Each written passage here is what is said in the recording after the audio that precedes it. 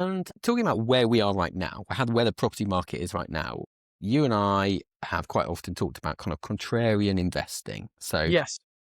being fearful when others are greedy and being greedy Yes. when others are fearful. I Yep. think it's Warren Buffett maybe that said that. He certainly gets attributed to Absolutely. him a lot. So if it wasn't you, Warren, then, kudos, you I get all the think Warren credit. Buffett probably gets credit for that one. Yeah, I definitely. think he probably deserves it.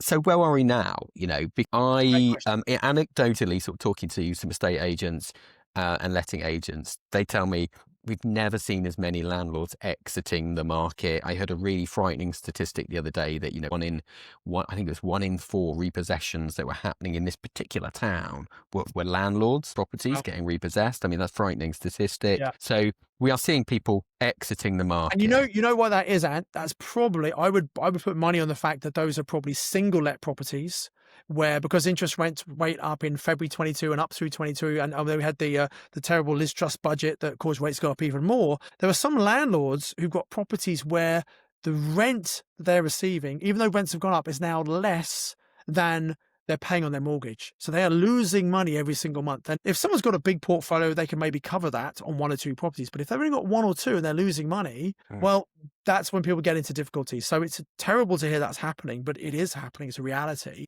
And some of those people are going to have painful tax bills as well from Section Absolutely. 24 that we're Yeah. talking about. And so all of a sudden it's like, do you know what? I haven't been paying the mortgage. I need this cash to live or to pay the tax bill or whatever. We Yeah. can see why this has happened. Absolutely. So it's now, Absolutely. I don't like the term greed, actually. I don't think it's, it doesn't fit with who I am particularly. Is now the time to be, should we say more bold? Should we be, I would whilst say others are running away? courageous. Yeah, Courageous. okay. Thank Because you. so the reality is right now, and remember, I set up the Property Investor Network, which has meetings all over the country, 45 plus meetings every month, apart from August and December.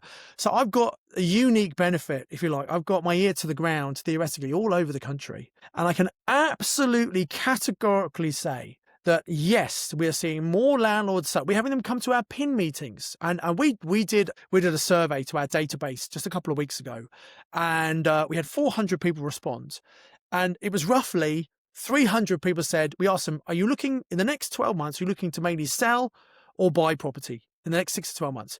We had 300 people about say, I'm looking to buy. And we had 100 people say, I'm looking to sell. 55% of the people responding are looking to sell. That you always get some people who have come to the end of their journey or whatever, they're retiring and selling up. And you've got some people coming in, and normally it's about even. Since about 2015, when the Conservative government first introduced Section 24, we've seen a steady decrease in the number of landlord properties because we had more people exiting than entering and buying those new properties. So I can tell you categorically, we're seeing more landlords than ever before decided to sell up and retire. And that's maybe because they're just concerned about what's going on, interest rates, whatever it might be. And whilst there are definitely new people coming in looking to buy and some existing landlords seeing this as an opportunity to buy, I would say the average investor, maybe not the kind of person coming to our network meetings, listening to our podcasts, those kind of things, they're actually saying, you know what?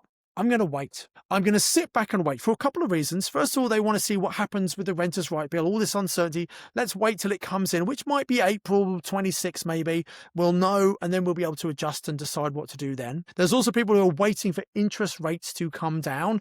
I think general consensus, people think rates are probably going to come down a bit further. I'm not so sure at the moment due to inflation. We'll see very soon what happens there. But if people think, well, if rates could be lower next year, and if we know what's happening with renters' right, why don't I wait till next year and then I can buy then? Now, if a lot of people do that, and maybe spring's a good time, people get back into the market then, I think we could see property prices on average, it's always different everywhere, but on average, I think property prices might start to come up in 2026.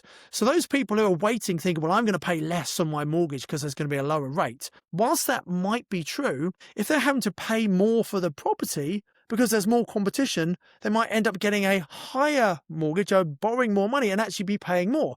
So I would say, as long as you know what you're doing, as long as you are bold and courageous, get out there, find some great properties right now, because right now, and probably for the next 3 to 6 months, there is not as much competition as there is normally. So while most people are sitting back waiting, that's when the great deals are.